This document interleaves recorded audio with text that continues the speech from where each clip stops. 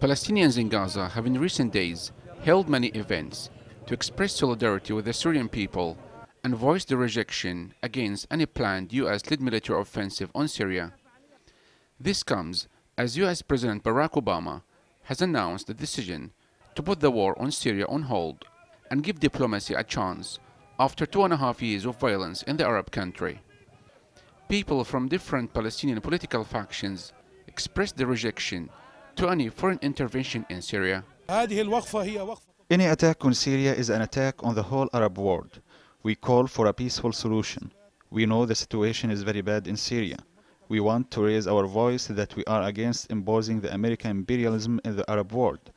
The US administration cares only about its interests and wants to divide the Arab countries.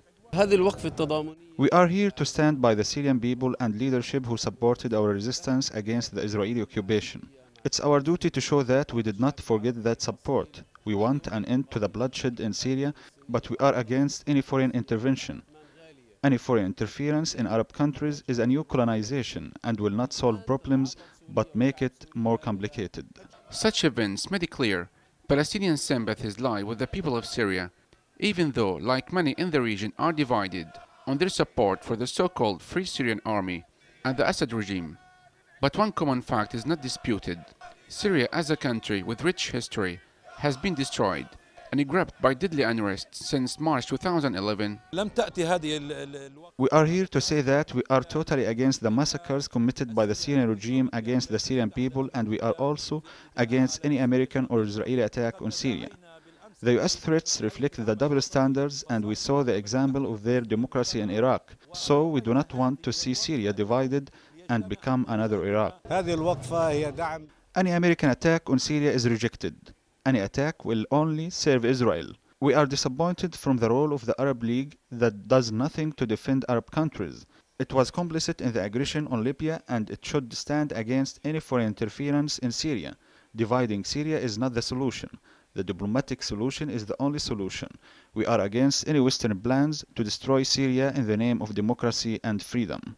Given the contradictions and conflicts among Arab states, even at times of crisis, it's not strange to see Palestinians coming together to express solidarity with the embattled Syrian people.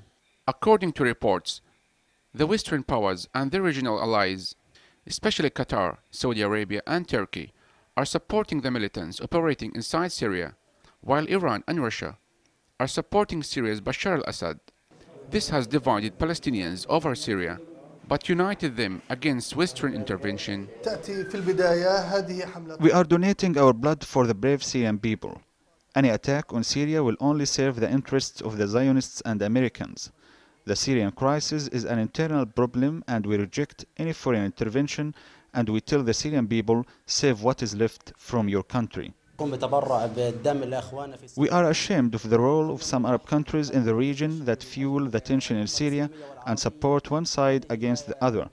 Also, any foreign intervention, whether it is by the US administration, Israel, or some Arab countries, is rejected. The war rhetoric against Syria first gained momentum on August 21, when the militants operating inside the Middle East country and its foreign-backed opposition claimed that over 1,000 people had been killed in a government-led chemical attack on suburban Damascus. The Syrian government rejected the accusation. Nevertheless, a number of Western countries, with the US being at the forefront, quickly started campaigning for war.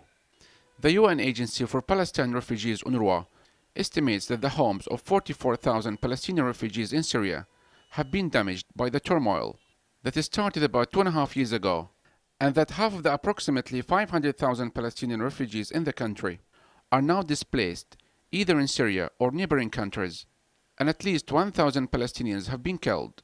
Palestinian political factions have accused the United States of a double-standard policy towards Israel, which used white phosphorus in civilian areas during the 2008-2009 war on Gaza.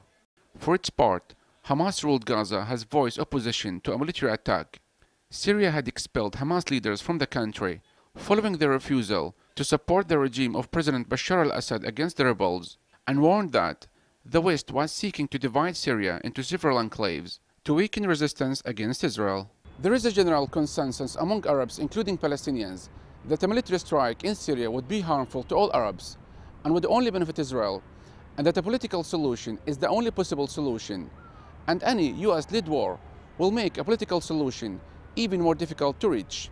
Yusuf Al-Hilo in Gaza for the Real News Network.